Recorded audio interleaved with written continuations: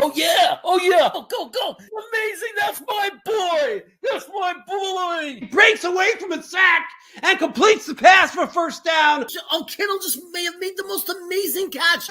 He fights for the first down and gets out of bounds, too. It's no good. Overtime. Oh, what a catch. How do you drop that? What are you, Jamal Adams? Touchdown. This is a touchdown all the way. He reached over the pylon. San Francisco beat Cincinnati.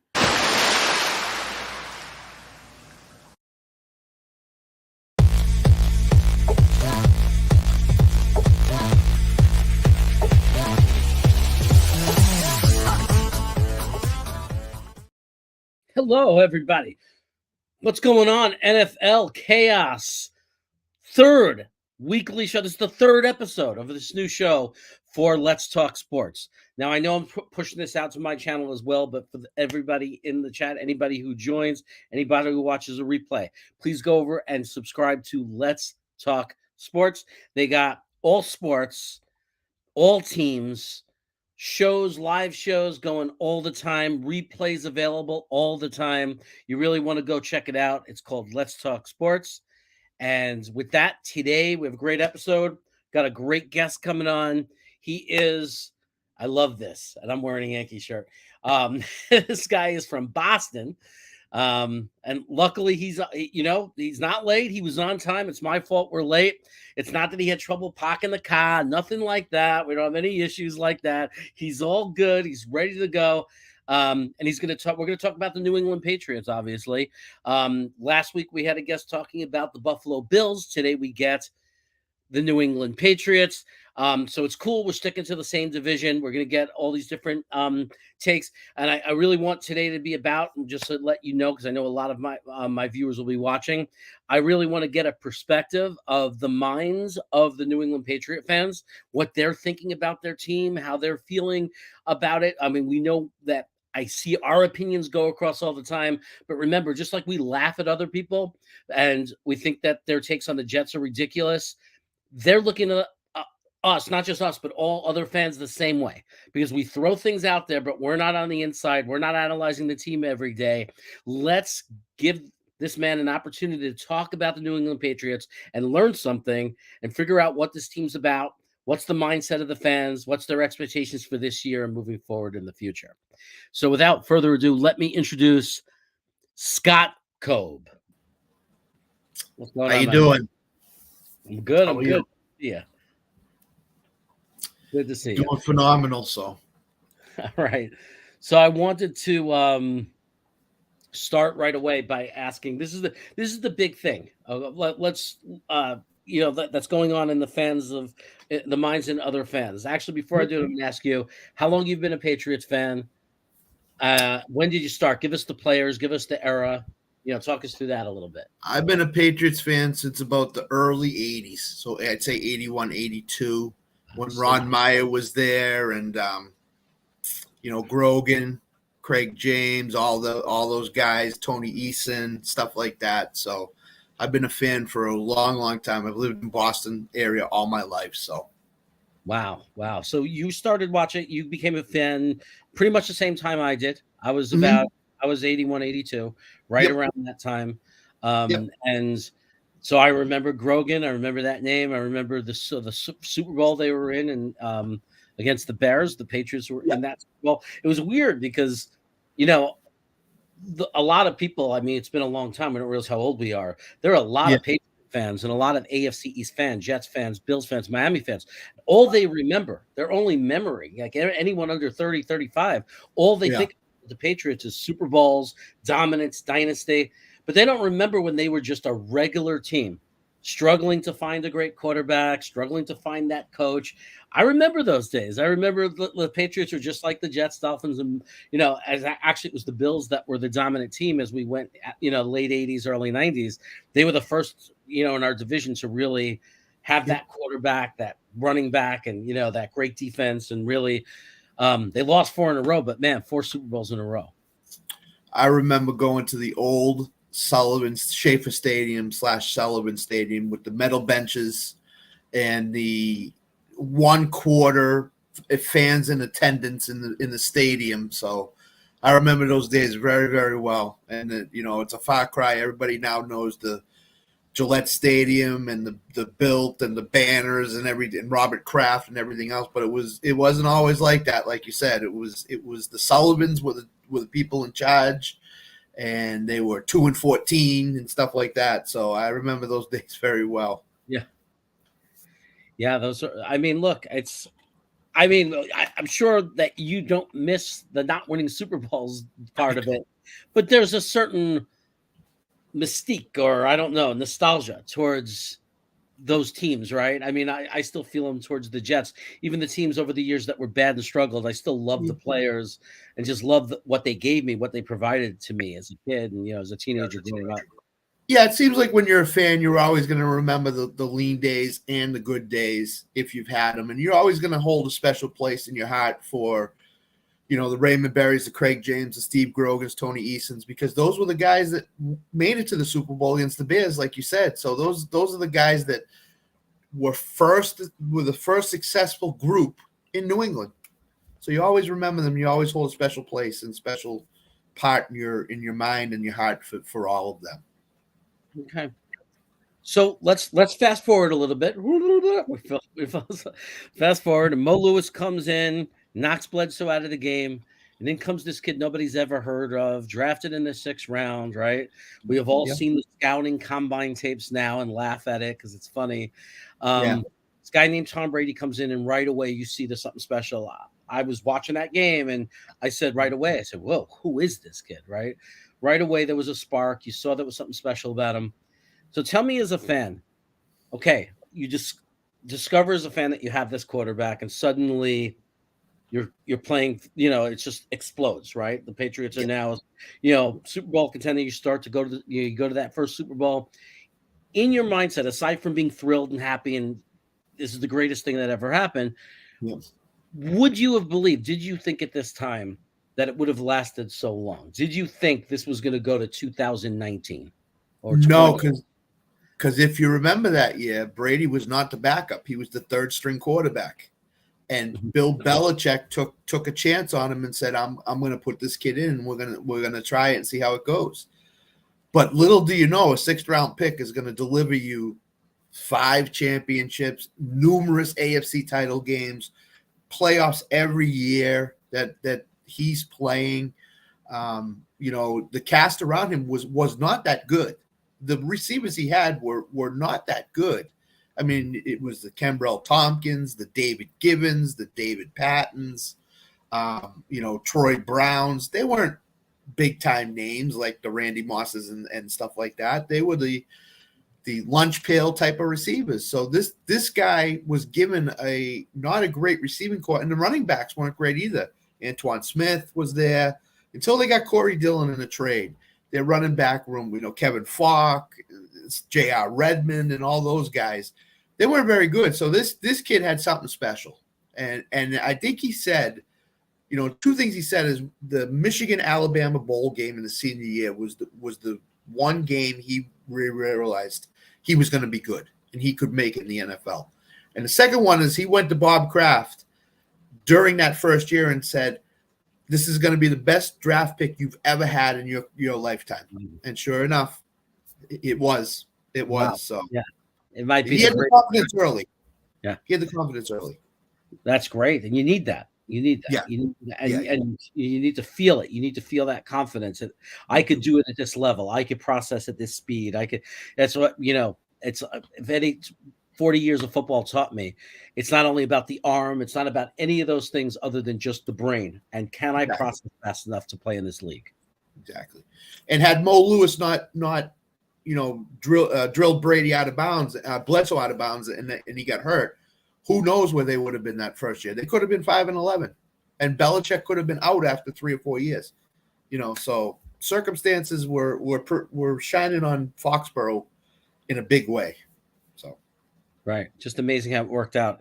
So now, like, when did you start to realize, okay, we could really have something? We could be like what the Steelers were in the 70s or what the Niners were in the 80s. When did you think this is not just a fluke kind of we won a Super Bowl when you won the first one, but like, was it before that, even before you won the first one, or do you remember that? Like, you starting to think, wow, we could be that epic kind of team? The first year, I think when we played the Rams on the Sunday night and lost by a touchdown, I started to think this could be something here that get in the playoffs and see what this kid does. And sure enough, they lost to the Rams by a touchdown in Foxborough on a Sunday night. And they didn't lose after that. They won every game after that. So, my thoughts were right. In terms of how they would be for years to come, I want to say it was like 2003 when they played in the Super Bowl in Houston against Carolina. I started to think that something was going on here in Foxborough that could sustain. Because Brady, if you remember that first year, he was basically a game manager. He didn't throw for 350 yards every game. He started out the first game they played against Indianapolis, the defense scored 3 touchdowns. Right. And, Brady had 150 yards and no touchdowns. I think it was until he got to the Chargers game and 3 weeks later that he threw for 300. I started to think that he got confidence. He started gaining confidence more and more. And then when that Houston Super Bowl hit against Carolina, I think that's when he started to ascend to the quarterback that we know now. So, and then they beat Philadelphia the year after that. They went back to backs and stuff like that. And then, but that first Super Bowl in 2003 against Carolina, that's when I started thinking something's going on here that's a little bit different than the normal. Yeah, I think if I had to make an argument, if anybody ever challenged when I say, that Tom Brady, regardless, Jet fan, obviously there's different feelings about this and that, and people throw all these. I'm just being honest about talent and everything and what he's done. When I get someone to argue with me and about trying to prove that he's the GOAT, and clearly the greatest of all time at that position. The thing I like to go to more than anything else is not even the amount of wins, not even this. What I go to, what it really blows my mind about him when you compare him to other quarterbacks, is that the way he would adjust to the team around him. So we saw years where he was, like you said, he started the game manager. Then we saw years where he was efficient. It wasn't booming numbers. It was just not a lot of interceptions. In the red zone, scoring, being precise when he had to be, but allowing the team to be defensive, good running game. Then when they needed it, and they didn't maybe have the running game, and they had Randy Moss on the team, I remember, suddenly now he's throwing for 40-plus touchdowns. He's lighting up. He's throwing far. So he basically adjusted and gave the offense what they needed to be their best version of that offense based on the personnel. And exactly. That's the greatest ever. Yeah, and the other thing people don't remember is when he started this was a running league. This was not the throw for 50 touchdown league. This was not, I'm going to throw it 700 times. This was hand the ball off and run a lot. And people don't, nowadays, I say up here all the time, the 18-year-olds don't know what it's like to go back to 1980 and see a 2-14 season. They only know championships. So, because all our sports teams have won championships up here. So, to me, he went with the way the league was, as you said. It was game manager, then it was 3,500 yards and 28 touchdowns. Then all of a sudden it was 4,500 yards and 50 touchdowns. So it was like it was astronomical the way he adapted to what the NFL was. Yeah, it's just amazing. Just unbelievable. And people take that for granted. They don't realize that it's very rare. Absolutely. Other quarterbacks, you watch their career, they're the same. And as soon as they have to change, or if they have to change, they cannot sustain that level of play. Exactly. And the evidence is how long he played. To go to 44, 45. I mean, the reason he was able to do that and be successful to that is because he was able to make those, continually adapt and adapt and adapt. Exactly. And how many quarterbacks have we seen sizzle at 33, 34 years old? And the thing with him, one major injury, the 2007 season when he tore his ACL, when the Kansas City guy went into his knee. And they went 11-5 that year. So, but other than that, never had a major injury. Played every game. So Yep, availability, which is yep. important also. And you know what's interesting about that too is that that's also kind of the evidence of anybody, because I always hate when people say, was it Belichick or was it Brady? It annoys the hell out of me. It's Yeah. like two things can be true. It could be true that you had the greatest quarterback of all time and that you have one of the greatest head coaches of all time. The 11-5 season is your evidence. You have Matt Cassell at quarterback, and they still go 11-5. They're still a threatening team and a contender going into the playoffs. I mean, what does he have to do as a coach to earn the respect? You know, as far as his ability to win. And the argument up here now is this: he hasn't won playoff games since Brady's been gone. So now he's not a good coach because of that. That's not true. It's not the case.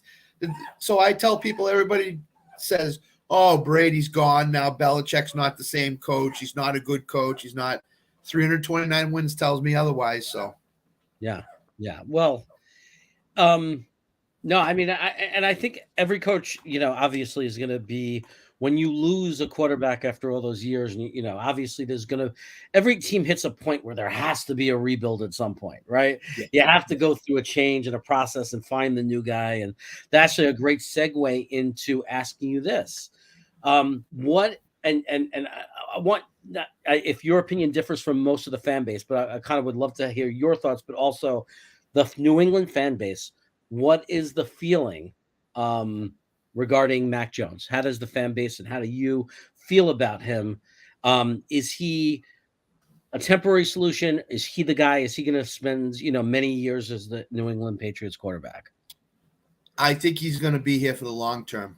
I think that last year, if you ask people last year, you know, after he got hurt and Bailey Zappi came in, you heard the things in the during the game against the Bears with that Monday night. They wanted Zappi. Zappi came in, instantly scored 2 touchdowns, and then struggled the rest of the game. So if you want to get rid of Mac Jones, what is it going to look like with Bailey Zappi? It's not going to look good. It's going to be 3 or 4 wins for sure. Mac Jones came from a program in Alabama that was successful. Okay. The first year he was in New England, he rookie struggles. Obviously, everybody goes through rookie struggles. Second year, he had no offensive coordinator. Matt Patricia and Joe Judge are not offensive coordinators. The defensive guys and special teams guys. So now he's got an offensive coordinator, Bill O'Brien, that has been in this position before. You know, went to Houston as a head coach, then to Alabama as an offensive coordinator. Now he's back in New England. So let's see how Mac Jones looks now. I think Mac Jones is here for the long term. I just don't see Bill Belichick saying, okay, Mac, after the 4th year, you're gone. We're not going to give you the 5th year rookie. You're gone. I don't think so. I think Mac Jones is going to have a strong year this year because he now has an offensive coordinator, which he hasn't had in the pros. So, yeah. Well, I think it goes without saying, they definitely improved in their offensive coordinator. I think any fan that's been following things, if you know who Patricia is, it was it was so baffling. Yeah. To the point where I was worried it might be genius. Like, a part of me was saying, maybe I shouldn't out loud make fun of this because maybe Belichick knows something and this is going to blow up in my face if I say something. So I kept my mouth shut. But looking back now in hindsight, it's easy to say that was an odd pick. And they definitely took a step up by getting O'Brien, who's has a true offensive mind. Right. And the other thing is, when has Belichick gone out of the organization to get a coach? He only hires coaches he knows, i.e. Patricia. Patricia went to Detroit as a head coach. He came back to New England. Yeah. Josh McDaniels went to Denver and then St. Louis and then came back to New England. Bill O'Brien went to Houston, went to Alabama, came back to New England. So he only hires coaches he has worked with before and knows. So that's the strange part. You have all these offensive coordinators, but he doesn't want to touch them. He only wants guys he's worked with and he knows the New England system. So to me, when Matt Patricia came back, he's not an offensive coordinator. He's not an offensive coordinator. He's a defensive guy. So yeah. Well, I can't blame Belichick in the sense that what you just said just made me think of that word continuity. Yeah. Right. And it's like it's about continuity, and that's one of the secrets to staying and maintaining that level. Like, you know, we see it in those kind of organizations. We've seen it with Pittsburgh, Baltimore. You know, these are the types of teams that stay even when they're rebuilding, stay competitive. Seattle now with Pete Carroll has been that way. Same system, continuity, and it's clearly working. Yeah, and what you got to realize about Bill Belichick is this, okay? He was in Cleveland before they moved. He was with New York. He went with Parcells and stuff like that. He knows how to win games. He knows what it takes. And for anybody to say, "Oh, he's lost it," yeah, maybe he's lost it a little bit. But he's in his 70s.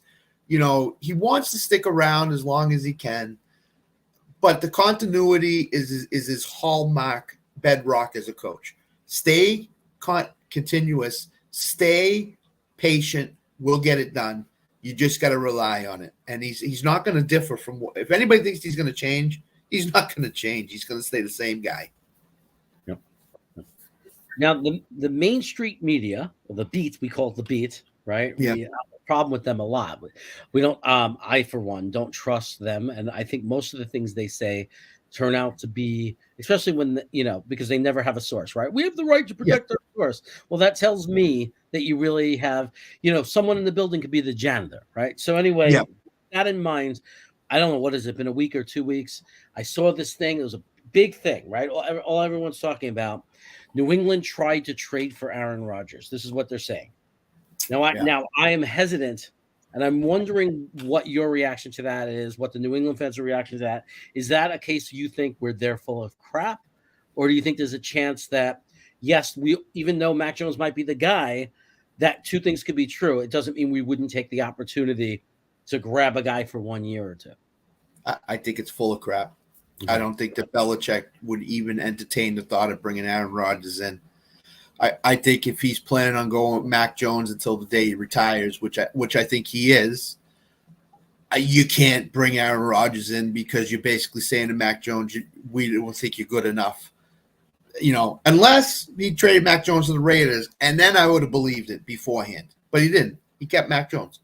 Right. So, yeah, like you said, it's probably the janitor in the facility that said, "Oh, we're trying to trade for Aaron Rodgers." So, yeah. I mean, but that's the reality when they say a source in the building.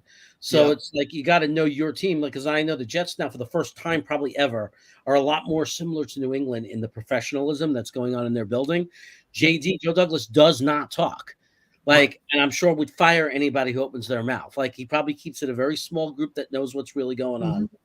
And that's why I don't believe it. When they say I heard it in the building, I imagine that beat reporter running around and talking to anybody to get a story, because that's how they get paid, right? I got to get a story. So I take everything with a grain of salt.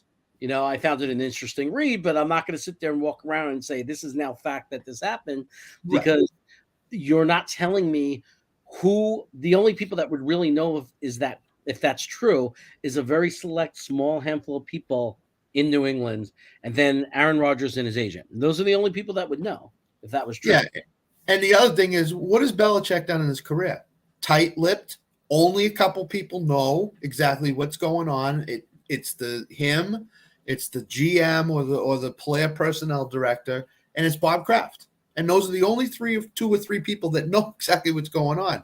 So Bob Kraft's going to tell somebody? No. The player personnel guy's going to? No. Bill Belichick? None of them told anybody. So that's just smoke. That's just saying, oh, Aaron Rodgers get traded. Let's just put a story out there. It's slow right now. We'll put Aaron Rodgers might have been traded to New England. It's just smoke. Okay. That's an interesting take, because I mean, honest to God, none of us knew that's what New England was thinking. I mean, somebody may have went over to a channel of but a lot don't, right? So I might be the first one that's getting somebody to talk to the Jet fan base. Anybody who watches it, this is what New England is saying. They're saying this is crap.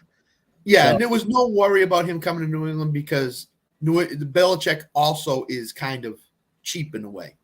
Because when they last year, with the rumor was DeAndre Hopkins, they wanted Arizona to pay 3/4 of his contract, and that was never going to happen. Right. So Belichick tries to get guys at his own price, and Aaron Rodgers is going to want $40-50 million. There's no way Bill Belichick's paying $50 million for a quarterback. No way. So isn't it interesting how the fans scream and complain about owners or whatever? I mean, forgetting about the cap, which is the whole thing that drives me crazy. It's not cheap. Everybody's paying the cap. So what are you talking about? But I think a lot of people complain, oh, our owner won't spend big money. They're too tight with money. They're too tight with money. But then when you look at the 5 best teams in the NFL over the past 20 years, who's known for letting guys go and next man up and building through the draft? The Patriots, the Steelers, the Ravens. Like it's Yeah. I mean, it's the teams that are careful about money and just don't sign big names and throw, endless millions of dollars at people are the teams that sustain that level of play where they are a contender every year. And 2 out of 3 of those teams, what do they have in common? Pittsburgh's got Kenny Pickett, a young quarterback. New England's got Mac Jones, a young quarterback, second and third year, each of them. So to me, they don't go after the sexy names. They go after the guys that can play football, those 2 teams. So it's interesting. So, yeah, I mean, with the Jets, our plans were altered. The plan was to be more like New England, Pittsburgh, and Baltimore. Yeah. Zach Wilson failed. And I think what happened was they made this decision of we have this really great core of young players, and we don't want to lose the window. Yeah. We don't have a quarterback, and we need to bring somebody in here and take advantage of the roster we've put together. So that's the thinking. And as happy and I think as excited as the Jets fan base is, myself included, there's also still that disappointment. It doesn't erase the disappointment because we understand this is a limited time. And then what do the Jets do? What happens when Aaron Rodgers is gone? We much would have rather had Zach Wilson work out, and be a big hit, smashing sensation, and have 10 to 15 years of great quarterback. Agreed. And what people are forgetting about the Jets this year is their defense is really nasty. I mean, they're going to be really, really good this year because you got the secondary and the safeties that are good. You got the guys that can rush the quarterback, and then you throw Aaron Rodgers in there. And is he going to have a little bit of growing pain? Yeah, he is because he's a new team. He's never done this before, but he's got the guys, the weapons around him. He's got Garrett Wilson. He's got Lazard, his guy from Green Bay, and he's got Breece Hall in the backfield. So and Tyler Conklin is an underrated tight end in the NFL. I think he's going to have a good year. So he's got the weaponry around him. So your Jets because this is what the Jets content providers talk about all the time. Yeah. So sports jumped the gun. I was, of course, going to ask you this at some point, but since he asked, I figured I would highlight this chat question. Where do you see the Patriots finishing this year? It's 4th place in the AFC East. The other 3 teams are just really, really good. I mean, they have look at all 3 of those teams with their wide receivers and their running backs. I mean, Buffalo, Stephon Diggs, Gabe Davis to go with Josh Allen. Miami, Tyreek Hill, Jalen Waddle to go with Tua. The Jets, Garrett Wilson, Allen Lazard to go with Aaron Rodgers. I mean, you just can't compete with that. The Patriots wide receiving core is Juju and, Devontae Parker. And that's not good enough for me, in my mind, for them to compete offensively with these other teams. So I see a 4th place finish. I see a 7-10 type of season for them. Will they be in every game? Not every game, but more games than they won't be. Belichick will make sure that the defense is playing at an optimum level. But offensively, you got to put 28 points up against these teams to win. And these defenses also. Every team got better in the AFC East, offensively and defensively. Much, much better than they were last year. So to me, it comes down to how good can their defense be. Patriots defense has Christian Gonzalez they drafted, but their other stud cornerback now is in trouble with the law. He got suspended. Now he's in trouble with the law. So Belichick might lose that guy for most if he might be cut. That's the way Bill Belichick rolls. So they're going to have some problems stopping teams. Okay. Now, do you get a lot of flack from other Patriot fans? Like when I know you're being honest and you're with the way it is. I've done the same thing for the Jets, like in my lifetime, I've been honest, and said, no, we didn't do enough this year. There's no way we're going to be good. But I mean, you must get people pushing back because there's always those fans that are drinking the Kool-Aid or, the Homer fans. The fans up here still think some of them, a lot of them still think we're in the Tom Brady era. Still think, Bill Belichick's there, so we're going to be really good. Well, you got to look at the guys on the field. Bill Belichick can scheme up X's and O's and stuff like that, but it's the guys on the field that have to do it. And if they don't do it, so I get some drawback on it. My brothers are like, oh, they're going to go 10-7. They're going to be, in the wild card. I tell them I don't see it. I just don't see it, because when you look at the organization, the players on the field, they signed Gesicki. Okay. Now, Johnny Cruz, who's a co-host of mine on my show, is a Miami Dolphins guy. And he told me, because I was really excited about Gesicki, but he said when he catches the ball over the middle, he's going to go right down because he doesn't want to get hit. So to me, that's not a great signing then, if this is what this guy's going to do, if he's not going to take a hit, if he's just going to catch the ball and look and say, oh, I'm down. So, a lot of people are putting a lot of eggs in the Gesicki basket, thinking that he can be a difference maker. I don't know if he can or not. They tried this with Jonnu Smith. It didn't work. So that's why they traded him. Mm-hmm. If they get DeAndre Hopkins, then I think they'll be in a lot better shape. I don't know if they will or not, but I do get a lot of pushback from some Patriots fans in terms of my outlook on what they'll do and what they are. So, right. And we face the same thing as content providers, right? I mean, it's like, I'm not here to be a fan and say what people want to hear. I'm here giving my honest opinions and takes, and we're as honest as we can be, and right. Otherwise, it's just why do you need to watch? You just watch another fan. You want to just watch a fan sitting there go rah rah rah. We're the best. We're the best. It's like you don't learn anything. You don't initiate discussions, and So I understand exactly where you stand, but where you're coming from. Yeah. Let's go into where you think the status of I understand this year is going to be tough, but let's talk about each part of the Patriots and where do you think they are as far as building for the future. So sure. Matt Jones, you believe you have your guy at quarterback. Yeah. Let's go to the offensive line. How do you feel about the offensive line of the Patriots? Is it rebuilding? Is it built? It's not built. It's good. It's getting there. But it's rebuilding. He drafted a lot of offensive linemen in the draft. That's just everybody was like, he needs to get a wide receiver. No, you need to build in the trenches out. So to me, what he did in the draft was really good. It's not sexy names, but what he did in the draft was really good. He concentrated on the secondary and the two trenches. So I think the offensive line is not there yet. I think it can get there. They missed Dante Scarnecchia a tremendous amount. I know he's been gone for 3 years, but he was an all-world offensive line coach. So they miss him a lot.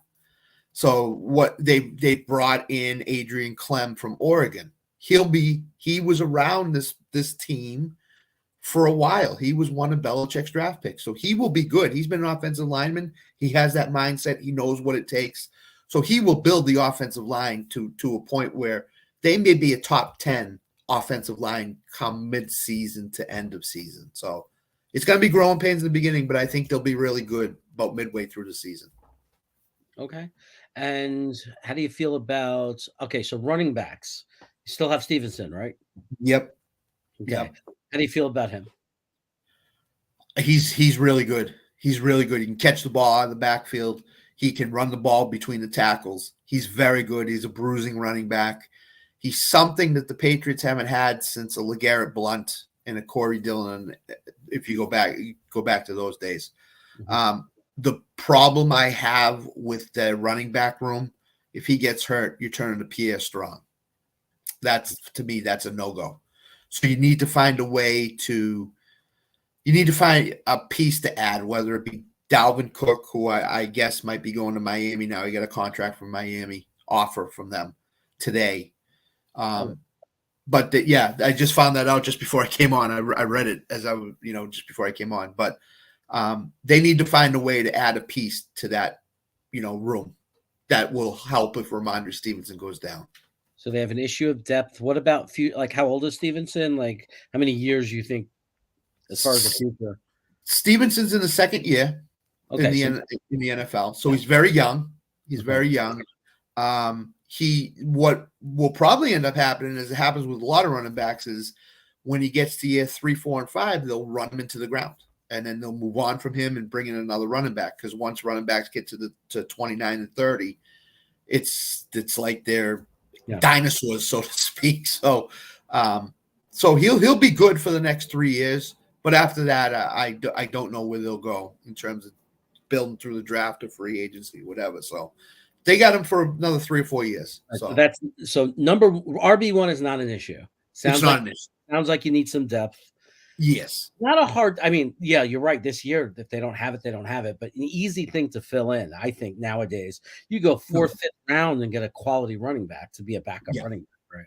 Yep, you can. And last year they drafted 3 guys, I think.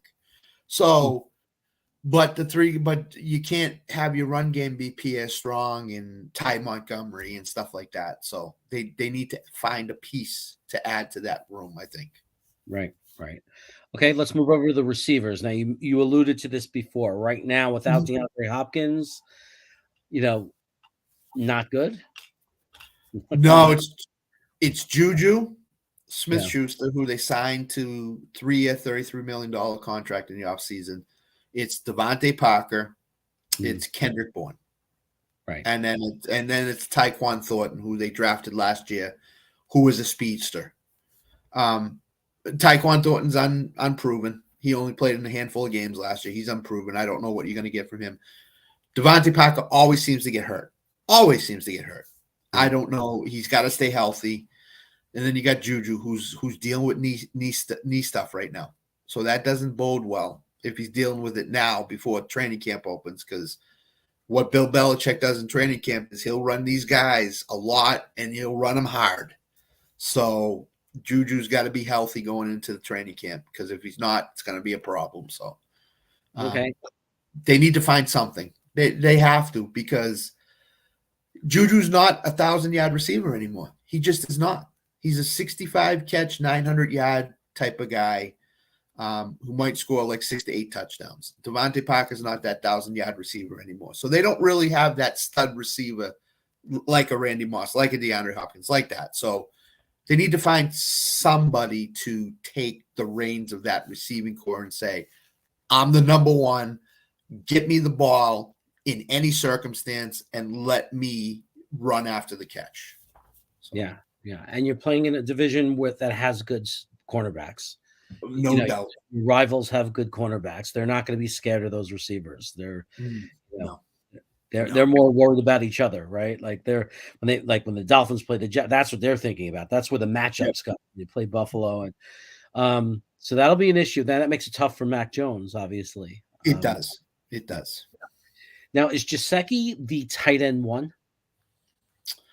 Yeah, Hunter Henry has fallen out of favor here, and I don't know why. Because when he came here on a free agent, him and Jonnu came the same day. They signed Hunter Henry in the morning, then they signed Jonnu in the afternoon of the same day 2 years ago. It was strange. Belichick loved Jonnu, but it just never worked out here for whatever reason. Hunter Henry, his first year, I think, had double-digit touchdowns, like 800 yards receiving. He was Mac Jones' security blanket, so to speak. Yeah. And then he just fell out of favor. Then he wasn't catching enough passes, wasn't getting a lot of yards, wasn't getting a lot of touchdowns, wasn't injured, just fell out of favor. So now they're going to Gesicki. So I think Gesicki's the number one guy in the tight end room. And I think what they're going to do with Gesicki is line him up in the slot and line him up in line in tight end position. I think they're going to do both.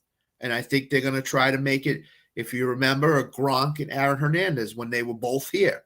I think Belichick would love to get back to some sort of semblance like that with Henry and Gesicki. I just don't know how much confidence he has in Henry to do that. So I think you're going to see Gesicki all around the formation. And I think that's who he thinks will be his number one receiver.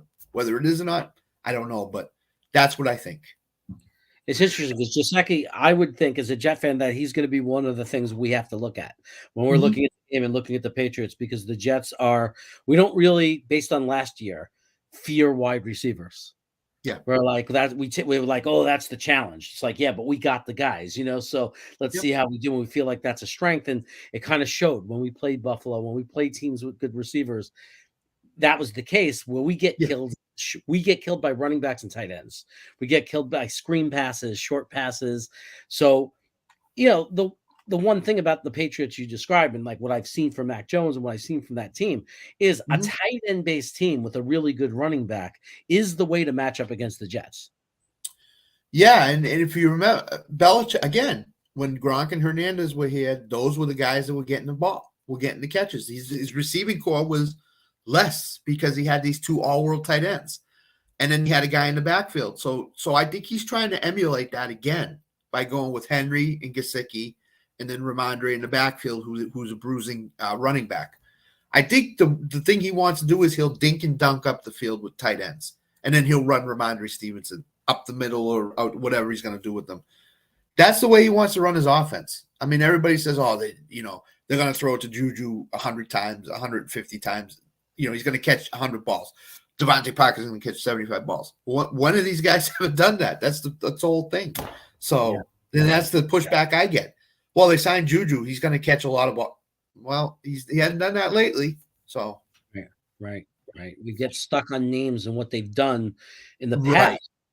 Like, especially fantasy, right? I mean, how many times do you see, I've done it myself. I don't know the guy's name well, and I know this guy, but have I really paid attention to what he's done lately? He hasn't done anything, and I'm drafting some guy over some young player who's on the verge of exploding, Right. And the other thing they say about Juju, well, he was in Kansas City last year. They won the Super Bowl. Yeah, he was in Kansas City last year. He was a receiver in Kansas City. He didn't have an all-world season last year. I mean, in the Super Bowl, he had one catch going into like the fourth quarter, and then he caught 5 balls.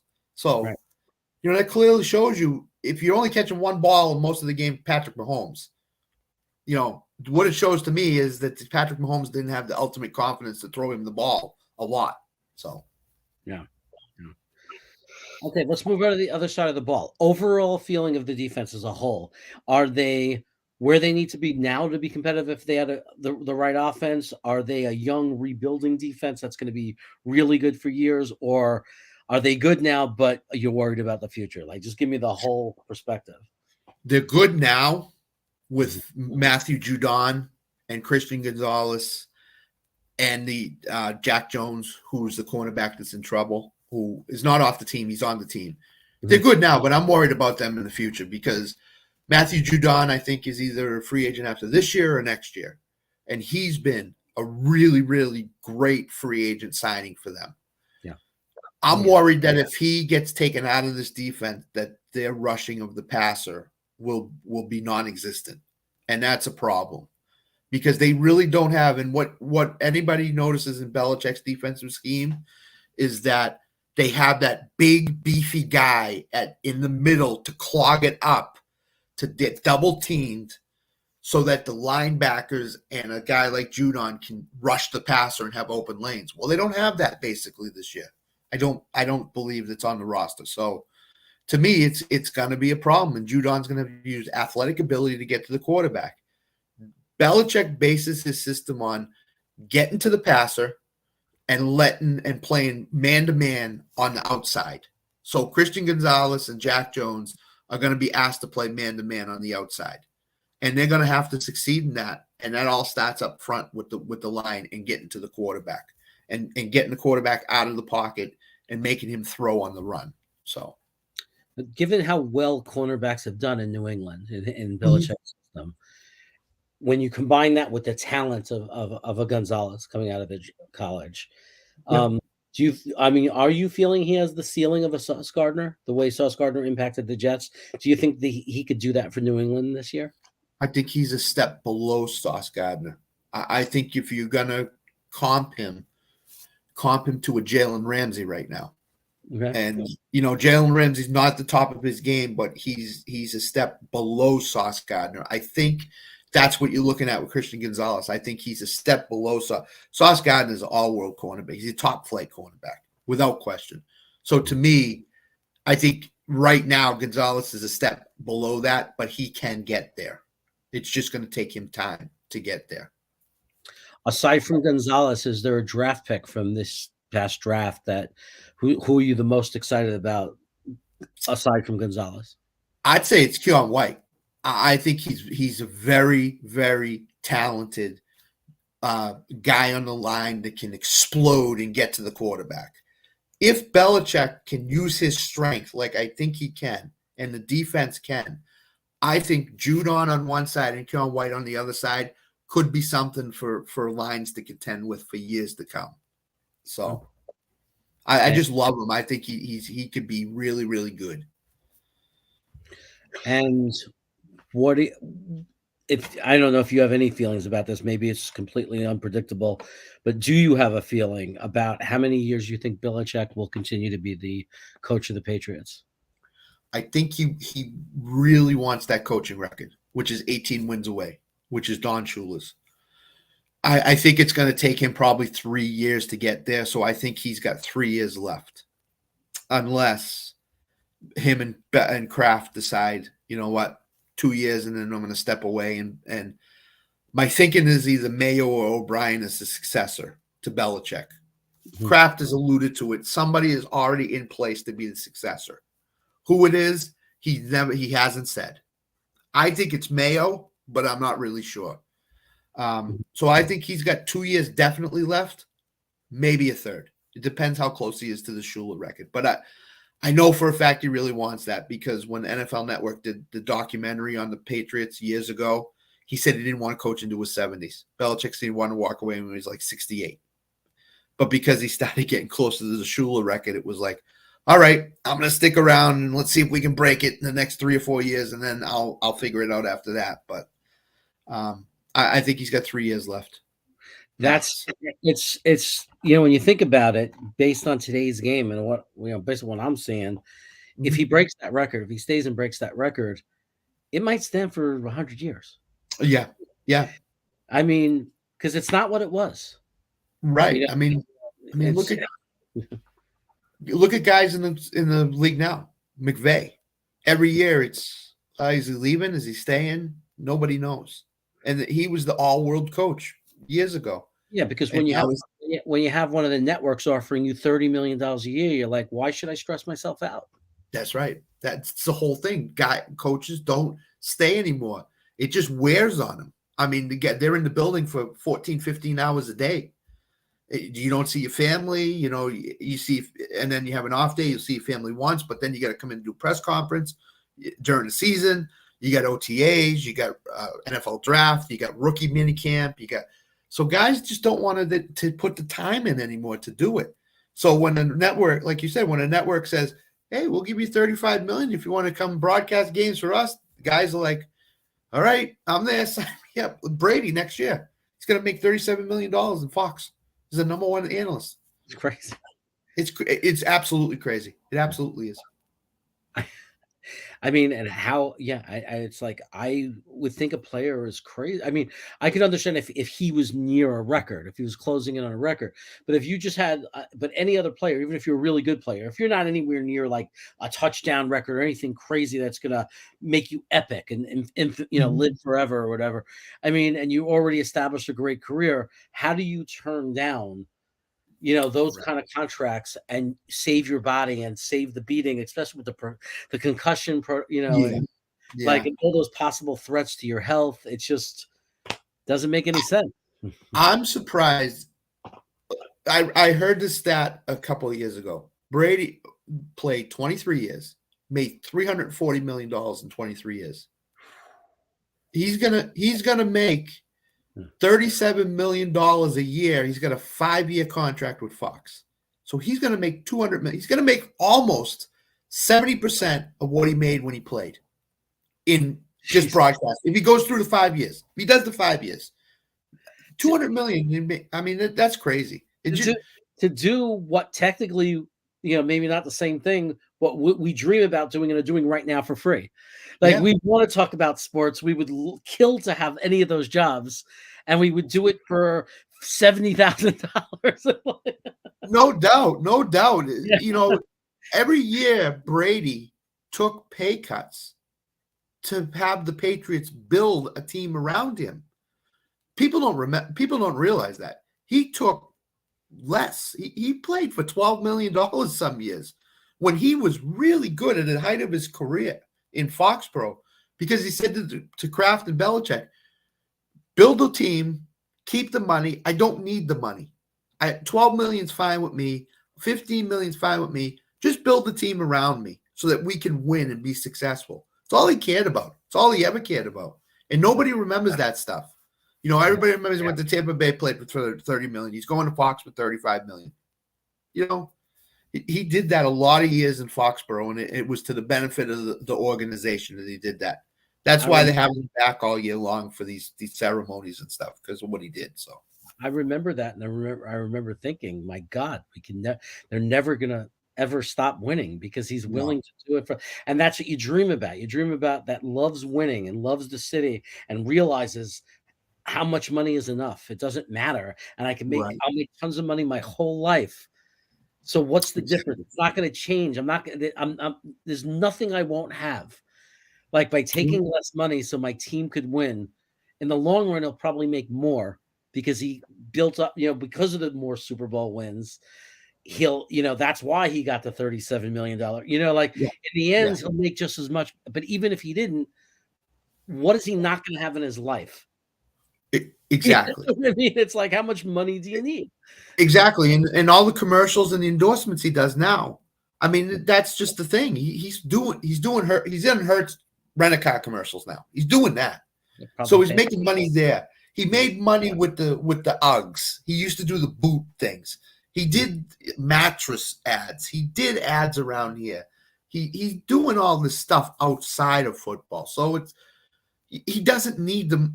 He can live off of what he gets in endorsements. Every penny he made for football, I think he said he's put toward his kids or put in the bank, and he doesn't spend it. He only spends his endorsement money. So yeah, that's crazy. Kudos to him. Yeah, smart guy. It's smart. Smart. Yeah. It's like, because when you do that, then you get bored and there's nothing interesting in life. That's right. That's right. I think that's the hardest lesson people learn. It's like, I think about my happiness level. I've been pretty the same my whole life, but in college I was broke. And then there were times in my life where it's great. Money's great, but none of that ever affected my happiness line. That's right. That's right. So, everybody puts a value on, well, how much money do you have? Well, that's, money's great. And I agree. It is great, but it's what else you have too. You own a house, you own a car, you own this, you own that. So it's just, that's the way to look at it. Sometimes in my eyes, is I look at what do I have overall, not just what I have money wise. Yeah. And, I me and my wife own a house up here in the Boston area. We own our cars. We don't make any car payments. So it's phenomenal for us. It's great. So, yeah, you don't need millions and millions.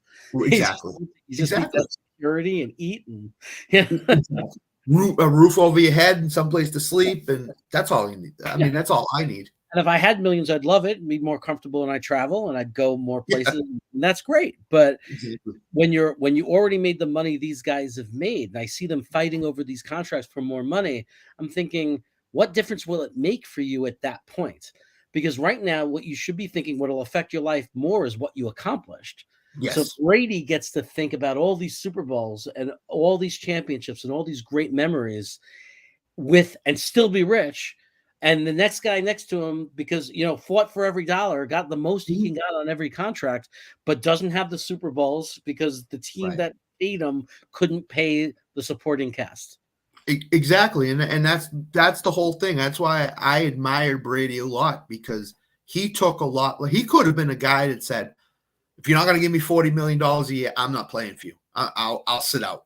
And he didn't do that. And you got to admire a guy like that who just says, I will take less, build us a winner for years to come. And that's what Brady did. And you got to admire him for doing like that. Smartest thing in the world. It was so Absolutely. smart. No question. Best example of a New York athlete for that is Derek Jeter. No doubt. Same kind of thing. So now he's a happier person because look what he could look back on. Like if he would have just taken the most money and went to a different team, it wouldn't have been the same. Now he has a legacy. No, it wouldn't have been.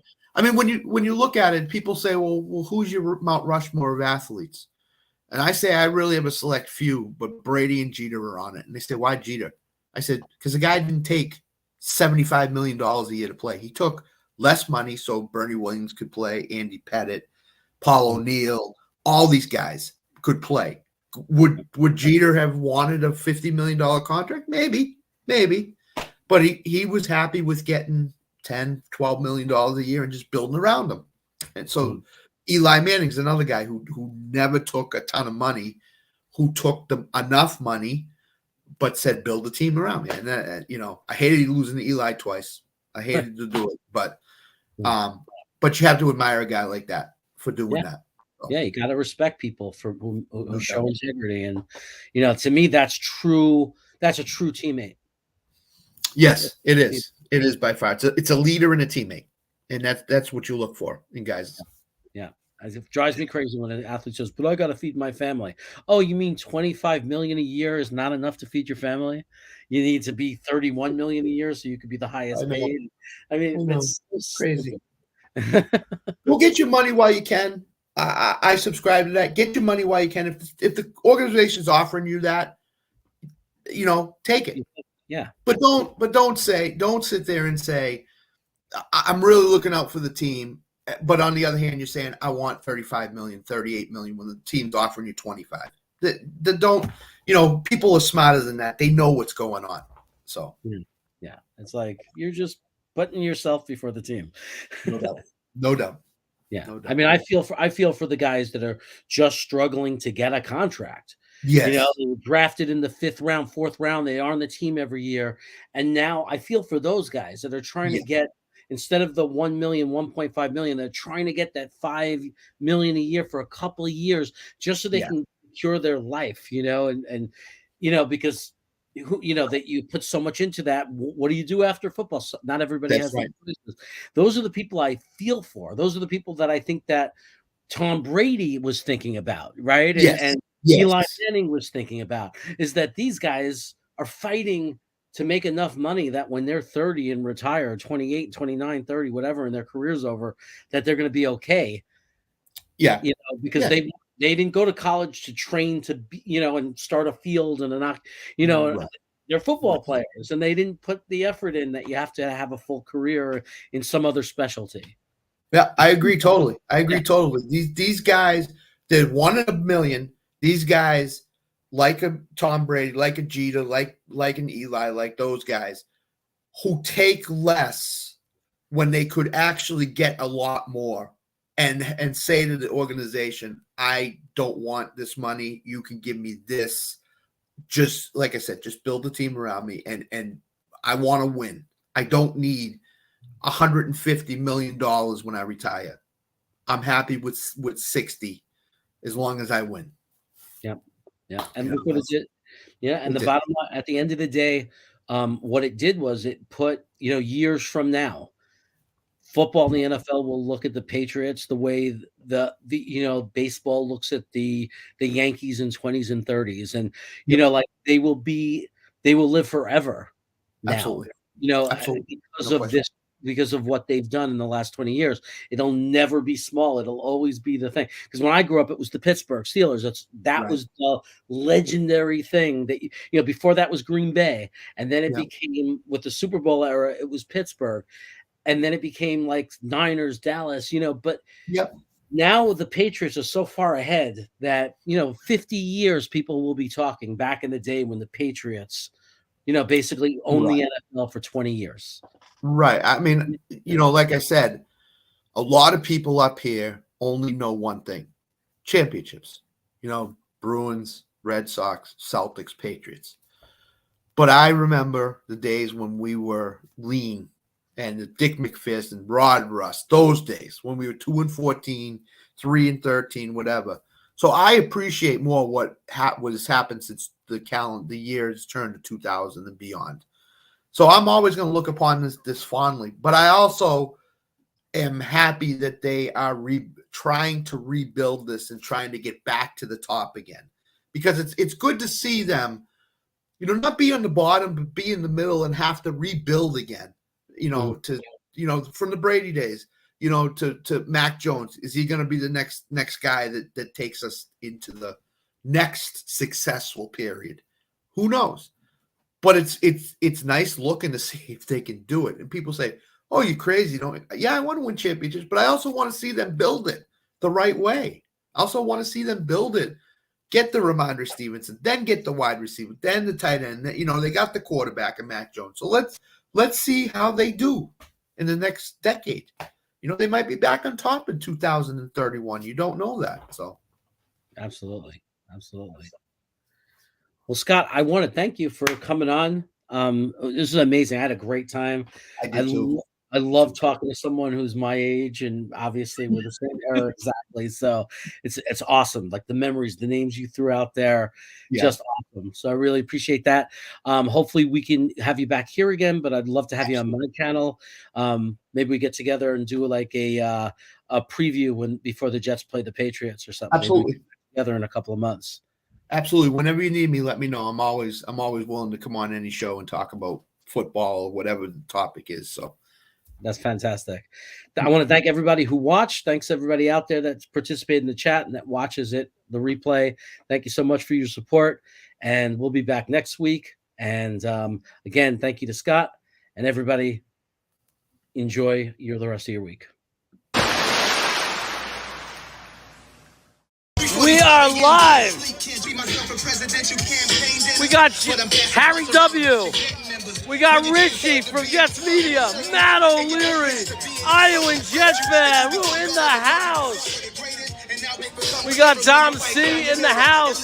We got Steve, live, CEO of the Jet Lounge. So I knew I'd get rich on my channel. See what's going on. Yeah, there we go. Jets by 1 million today. Yeah.